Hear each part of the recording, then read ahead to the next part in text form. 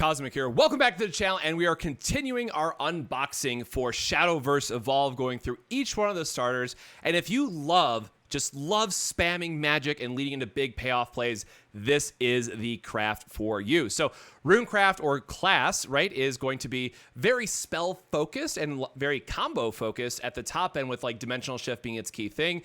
So we will really quick go through each one of these cards, and then of course at the very end we are going to have a meta deck to talk about and be as a launching guide for you after you pick up the starter to use in your local meta. So again, the thing I want to try to make sure I highlight in case someone doesn't catch all the videos, yes, you only have to buy one of these. It does have the starter deck list on the back, and you'll see that it is for the exclusives, you do get a playset. A playset in this game is 3. So yes, you will have to spend $20 to $25 to pick these up, but overall, the value in them is really, really good. And the quality of these boxes, like, I was sincerely impressed. These have been the best starter decks I've had a moment to open in quite some time. So huge shout out to Games for clearly, oh, I just ripped the box, for clearly caring about, no, I wanted to save these.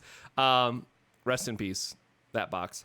Games for caring enough to put this much love into them. So again, in every starter, you are going to get a life total. You're going to get a rules book, and in the back, you'll have all of the various tokens. So again, damage, health, the different key effects that you're going to have, your play point rings if you're using the mat, or again, like most people end up just using the app anyways, I imagine, to track play points.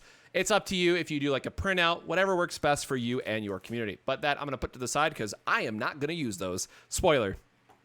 I have blue and red dice that I will be using. So again, insane packaging. Like they really kind of went out over the top for this. So let me slide this out. And then, of course, as you open it, you'll instantly notice that there are cards that are far thicker in the back. And I'll just want to make sure I grab everything right this time. So starting off what's in the back, we have the Evo points. So if you're unfamiliar with the game, or maybe have only looked into it briefly, you do get a up to 10 card kind of side deck that you play the game with, which allows you to evolve your base units into a stronger unit, which will have additional effects. So it's a really cool mechanic to Shadowverse. Obviously, if you've played the digital version, you know exactly what this is. If you haven't yet, it's just a really cool level up mechanic, basically, especially if you come from like Legends of Runeterra. I guess would be like the quickest way to explain it for other games. So you get 3 Evo points. Only person who goes second needs them. Leader cards are mandatory for organized play. So you'll see here we have Isabel. Every starter deck comes with a respective leader. It is something you just put out as you start the game. It helps you identify who you're playing. It helps with resolving mulligans, all that fun stuff. And then at the end, there is going to be tokens. So the tokens are very thick. For what they are, and this is of course going to be for the dirt rune, as it's called, or the golem rune deck, but you will also get these in the booster box. So spoiler, you are going to have a lot of golems to use, so we'll put that off to the side for now and just get into the cards themselves. So up first we have Mithril Golem. So F is fanfare. Spell chain is if you have those cards in your cemetery, if you have at least 7 spells, or at least 7 and 15, excuse me, for this various effect, you get that additional fanfare effect. So again, this type of deck or class really wants to just spam a bunch of spells, have these high impact, followers that you can play and deal a lot of damage, and it is really just a fun magic focused style of deck. So we get 3 Mithril Golem because that is the starter deck exclusive, the key boss, as it were, on the front. Moving on from there, we have Runeblade Summoner, which again, just gorgeous artwork. I think like Runecraft, in my opinion, even though it's not something I play all that much of, like I think Runeblade, now I'm mixing up things. Runecraft and Haven have the best artwork, and I was just thinking about her massive blade right on the card itself. I really like their artwork is what I'm trying to say. So again, you'll see Spell Chain multiple times through this where the cards themselves get buffed. So we have 3 of her.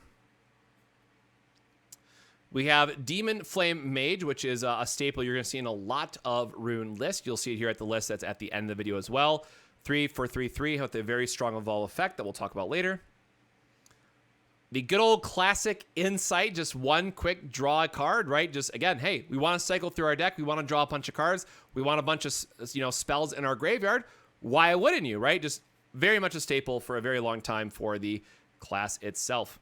Moving on from there, we have Fire Chain. Like, just look at this gorgeous artwork, right? Like, absolutely love to see it. This is, again, it helps, very strong removal, helps build spells into your graveyard. Another staple that we're going to expect to see. And there's a lot of damaging effects that you'll see out of Rune, and it largely depends on how the meta goes on which ones that you'll want to use. So you do get 3 in the starter deck, and is just, a 2 to 3 of that we'll see in a lot of lists. We then have Lightning Shooter, which this one will have the reminder text, where I believe it's the, in the main set, it doesn't have the reminder text. So it does have that spell chain reminder for you in case you need a reference. We then have Penguin Wizard, which I love this guy so much. Just gorgeous artwork. I love his Evo form as well. It's a spell cycler for you. Again, helps fill the graveyard. It's a looter penguin, right? To use the Magic terminology. Like, I just love this little dude. He just does it all. We get 3 copies of him. Moving on from there, if I could find the camera again, we have Sammy, Wizard's Apprentice. Again, just absolutely gorgeous artwork. Lets you kind of filter the top card of your deck if it's something that you don't need, or if it's an expensive spell and you want to just mill off that spell because you're not going to play it and it helps towards the spell count rate, does a lot of that filtering that you want it to do. Wind Blast, getting to deal 4 damage for 1 is extremely strong. However, it does require Spell Chain 10, so you can imagine that's going to be more in the mid to late game. So this is one that you're running less of, but overall, sometimes hitting this early for 2 is still okay, but you really want to try to get the max value of 4 out of that where you can. We then have Sorcery Cache. This is, or Cache. This is one of the ones that sees play for a very long time as well. Again, so look at top 4 cards, helps spell cycling again. And again, you might have noticed, really just plays into the theme of Rune, trying to maximize what's in your graveyard, try to be the most efficient with the spells that you do play. And what's really nice is they all have quick timing, which means you can play it on your opponent's turn. So you can threaten leaving up removal, or if they just do like a very passive play, you can punish them and play magic or spells on their turn. Moving on from there, we have Fire Embrace. Again, another quick spell, another opportunity for you to punish them on their turn. We have Magic Missile. This one is going to deal 2 damage and then draw a card. So again, being able to refill your hand is going to be very, very important with all the spell slinging that we're going to be doing. And then we have Conjure Golem. There it is. So we talked about all those golems. So this is a quick one. Lets you put a guard form or strike form. So it's either ward or rush golems in your EX area. And then you get to put them out onto the field by paying their costs. So we get 3 of those. Healing Angel, just need to survive a little bit. So we're going to get a heal for 1, and it's a 2/4. More staples, we have a 1 of Angelic Snipe and a 2 of Angelic Barrage. Now going into the Evo deck itself, we have Dark Flame Mage, which, as I mentioned, absolutely staple card. Try to get that better in focus. So Unevolve, deal 2 damage to each follower on the field. So if your opponent goes wide, you can, slam this down, Evo it, clean up their board, and then try to rush in and attack whatever their other, last standing guy might be.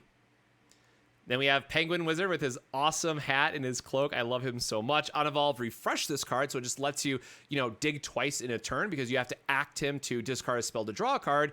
You Evo him, refresh him, and then do it again. So it really plays well into that spell chain ability. And of course, with Merlin, who is a main set card, this does help get you those spells into your graveyard that you might want to just play off her Evo value anyway. So really very important card for the deck, always going to be playing as a 3 of. And then getting into the last ones here. So Sammy, Unevolve, each player draws a card. So yes, you are giving your opponent a card, but chances are you just want to dig through your deck a little bit faster and try to find what you can. And then for our last card, you'll notice the 1 of Healing Angel, which is just going to give you another heal. So again, just try to have a little bit of survivability built into the deck as well as you're going through it. So with that, it brings us to our meta deck. So this is D-Shift or Dimensional Shift. This deck wants to set up an OTK by filling out a bunch of cards into your graveyard. You're going to be playing your big 7/7 on the turn before. Use D-Shift to buy you an extra turn, and then try to hit for 14 or 21, trying to find those good numbers. You can also get some burn damage in there with some other cards that are in set 1.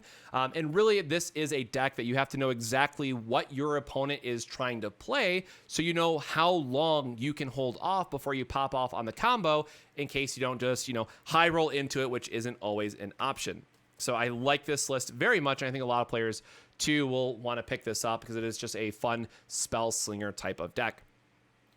And so with that, that is the unboxing. Let me, even though I just destroyed the box, right? So Mysteries of Conjuration to talk about those golems, but ultimately you're going to want to buy this starter deck for the Spellslinger side of it because Dimensional Shift is just so good and continues to be good basically forever, right? They're going to keep printing spells for this craft, and they're just going to keep having the ability to get more and more value out of Dimensional Shift. So if that sounds like a fun game plan to you, definitely make sure to check it out. And so with that, again, the plan is going to hopefully be one video a week going forward once I can find some more people to play test with and do versus videos and all that good stuff. So please look forward to it and subscribe already if you haven't. But otherwise, make sure to go check out the other unboxing videos I'm doing for all the starter decks in case you want to have an idea of where to start in the meta or what other decks might be doing.